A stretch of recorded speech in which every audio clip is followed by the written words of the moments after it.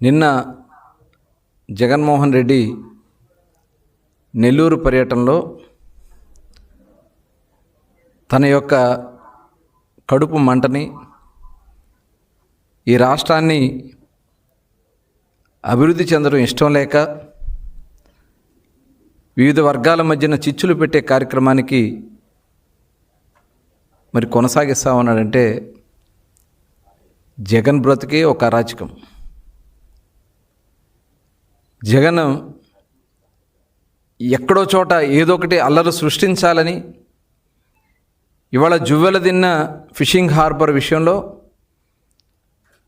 అక్కడ మత్స్యకారులకు చెందకుండా ఆ ఫిషింగ్ హార్బర్ని వేరే వాళ్ళకి కేటాయిస్తున్నారని చెప్పి ఒక దుష్ప్రచారం చేయటానికి, మత్స్యకారులకు స్థానం లేకుండా చేయాలని ఒక దుష్ప్రచారానికి జగన్మోహన్ రెడ్డి రెచ్చగొట్టే కార్యక్రమాలు చేస్తూ ఉన్నాడు. నిజంగా ఇది చాలా దురదృష్టకరం. అక్కడ ఫిషింగ్ హార్బర్ నిర్మాణం వాళ్ళకి బిల్లులు ఇవ్వకుండా, ఆ పనులు కంప్లీట్ అవ్వకుండా ఆ ఫిషింగ్ హార్బర్ని వెనక్కి నెట్టినటువంటి వ్యక్తి జగన్మోహన్ రెడ్డి. ఇది అవునా కాదా? అదే కాకుండా ప్రభుత్వం వచ్చిన తర్వాత కూటమి ప్రభుత్వం పనులు వేగవంతంగా చేస్తుంది. ఇంకా కొద్ది పనులు మిగిలి ఉన్నాయి. అక్కడ 901 మీటర్ల లెంత్లో జెట్టీని నిర్మాణం చేయడం జరిగింది. అక్కడ ఫిష్ ల్యాండింగ్ సెంటర్ కానీ, అక్కడ కోల్డ్ స్టోరేజెస్ కానీ, వాళ్ళకి కావాల్సినటువంటి వలలు కానీ, ఇవన్నీ కూడా భద్రపరచుకోవడానికి గదులు కానీ, అక్కడ ఒక సొఫిస్టికేటెడ్ ఫిషింగ్ హార్బర్ నిర్మాణం జరిగింది.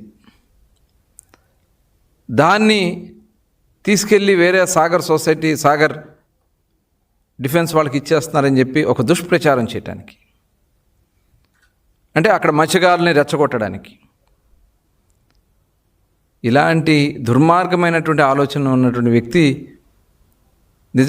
నిజంగా మత్స్యకారులు పొట్టకొట్టినటువంటి వ్యక్తి జగన్మోహన్ రెడ్డి. ఫిషింగ్ హార్బర్లో ఎస్టిమేట్లు పెంచేసి దాంట్లో కమిషన్లు దండుకున్నటువంటి వ్యక్తి జగన్మోహన్ రెడ్డి. అదే కాకుండా ఆ రోజున మరి చూసాం, జీవో నెంబర్ 217, అంటే తరతరాలుగా మత్స్యకారుల హక్కులుగా ఉన్నటువంటి చెరువుల్ని కొట్టేయడానికి నీ అన్యాయాలతో ఆ జీవో నెంబర్ 217 తీసుకొచ్చావు. మరి మా కూటమి ప్రభుత్వం వచ్చిన వెంటనే ఆ జీవో నెంబర్ 217ని రద్దు చేశాం. మళ్ళీ మత్స్యకారులకి ఆ భూములు చెందేలాగా చేశాం. మరి ఆ రోజున మొట్టమొదట బ్యాన్ పీరియడ్లో డబ్బులకి శ్రీకారం చుట్టింది తెలుగుదేశం. ఆనాడు గౌరవనీయులు నారా చంద్రబాబు నాయుడు గారు 50 సంవత్సరాలకి వీళ్ళు సముద్రంలో వేట చేయలేకపోతున్నారని చెప్పి 50 సంవత్సరాలకు పెన్షన్ ఇప్పించాం. వేట నిషేధ సమయంలో 4,000తో స్టార్ట్ అయ్యి ఇవాళ 20,000 రూపాయలు ఇస్తున్నాం. అలాగే ఆయిల్ సబ్సిడీ ఇస్తున్నాం. వేటకెళ్ళి చనిపోయిన దాదాపు 90 మంది చనిపోతే వాళ్ళకి 5 సంవత్సరాలు ఒక్క పైసా ఇవ్వలేదు మీరు. డెత్ సర్టిఫికెట్ల పేరుతో వాళ్ళని ఇబ్బంది పెట్టారు. ఇవాళ కూటమి ప్రభుత్వం వచ్చిన వెంటనే ఏదైతే మత్స్యకారులకు చనిపోయిన వాళ్ళకి ఇవ్వాల్సిన డబ్బులు గౌరవ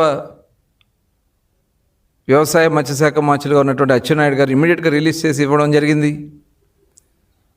ఇవాళ ఈ కూటమి ప్రభుత్వం ఒక చిత్తశుద్ధితో పనిచేస్తూ ఉన్నాం. మీరు అక్కడ జరిగినటువంటి సంఘటన చూస్తాం, నిజంగా చాలా బాధ అనిపిస్తూ ఉంది. తమిళనాడు బోట్లకు సంబంధించి మీరు చేసినటువంటి కారణాల వల్లే 2017లో ఆ బోట్లన్నీ ఏర్పాటు చేసి మెరైన్ బోట్స్ గస్తీ తిరిగి ఏర్పాటు చేసినటువంటి బోట్లని మీరు అధికారంలోకి వచ్చాక పూర్తిగా కనీసం మెయింటెనెన్స్ కూడా, రిపేర్లకు కూడా డబ్బులు ఇవ్వకుండా పనిచేస్తున్నటువంటి వర్కర్స్ని కూడా తీసేస్తే, అందులో ఉన్నటువంటి స్టాఫ్ను మొత్తం తీసేస్తే ఆ బోట్లన్నీ ఆగిపోవడం వల్ల ఇవాళ తమిళనాడు రాష్ట్రం నుంచి బోట్లు వచ్చి ఇక్కడ మన మత్స్యకారులకు ఇబ్బంది కలిగిస్తూ ఉంది.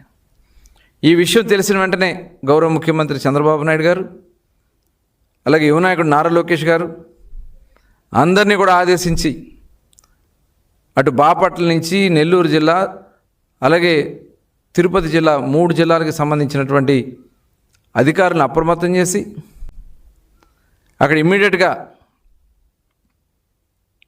స్పీడ్ బోట్లు ఏర్పాటు చేయండి అని చెప్పి బోట్లు ఏర్పాటు చేసాం. వాళ్ళు ఒక 4 బోట్లు కూడా పట్టుకోవడం కూడా జరిగింది. రేపు జూన్ 15 నాటికి పూర్తి స్థాయిలో నిఘా పెట్టి, బోట్లు పెట్టి, స్పీడ్ బోట్స్ పెట్టి 650 హార్స్ పవర్ మోటార్తో ఉన్నటువంటి బోట్లను పెట్టి ఆ ఇంజిన్ల ద్వారా ఆ స్పీడ్ బోట్స్తో ఆ తమిళనాడు బోట్స్ని కంట్రోల్ చేయడం జరుగుతుంది. మొన్న ఏదో ఒక గ్రామంలో, అలాగే 144 గ్రామాలకు సంబంధించి ఒక బోటు విషయంలో తమిళనాడు బోట్ని వదిలేశారనేది వాళ్ళు గ్రామాల మధ్యన డిస్కషన్ జరుగుతూ ఉంటే దాన్ని కూడా రాజకీయం చేయాలని మీరు ప్రయత్నం చేయటం, ఇదేదో లోకేష్ గారు వచ్చాక ఆ బోట్ వెళ్ళిపోయిందని చెప్పి దుష్ప్రచారం చేయటం, దీంట్లో చంద్రబాబు నాయుడు గారి పాత్ర ఉందని ఏంటి మీరు మాట్లాడే భాష? ప్రతిదీ రాజకీయం చేయటమేనా? వాళ్ళు క్లియర్గా చెప్పారు, ఇది మా గ్రామ సమస్య, మా గ్రామాల సమస్య, మా గ్రామ కాపుల సమస్య, మేము కూర్చొని చర్చించుకుంటాం, మేము గౌరవించాం, మీరు ఏది ఆదేశిస్తే అది చేయడానికి మేము సిద్ధం అని చెప్పాం.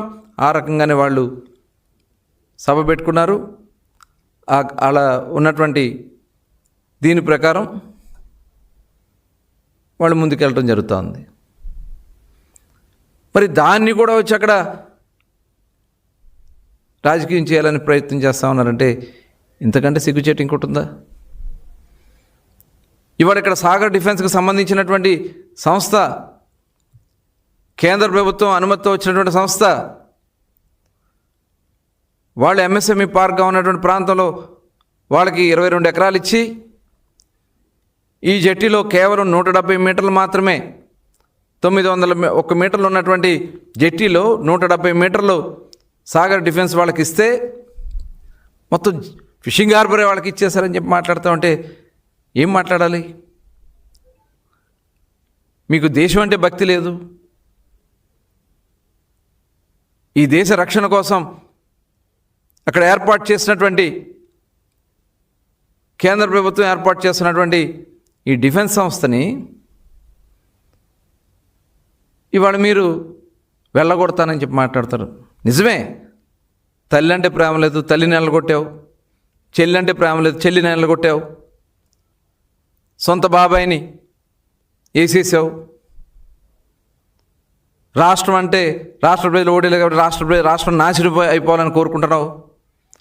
చివరికి దేశం అంటే కూడా భక్తి లేనటువంటి ఒక దుర్మార్గమైనటువంటి ఆలోచన ఉన్నటువంటి వ్యక్తి జగన్మోహన్ రెడ్డి.